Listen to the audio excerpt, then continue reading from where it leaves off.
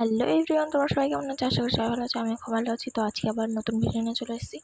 তো আজকে সকালে কী রান্না করলাম আর দুপুরে কী রান্না করলাম সেটা তোমাদের সাথে শেয়ার করবো। তো চলো দেখো, আমি চায়ের জল বসিয়ে দিয়েছি। তারপরে এখানে গরম মশলা যেগুলো লাগে, আদা, লবঙ্গ, তেজপাতা সব দিয়ে দিয়েছি। আর এদিকে দুধটা আমি ভালো করে গুলিয়ে নিচ্ছি, তো গরম জল দিয়ে হালকা। তো তারপর চাটাও আমি দিয়ে দিয়েছি, চা চিনি দিয়ে দিয়েছিলাম। তারপর দুধটাও ঢেলে নিলাম। তো দেখো আমার চাটা হতে থাক ততক্ষণ। তারপরে আমি কড়াইয়ে রুটিগুলো সেঁকে ডিমগুলো দিয়ে রোলের মতন করে নিয়েছি আর চা করেছি।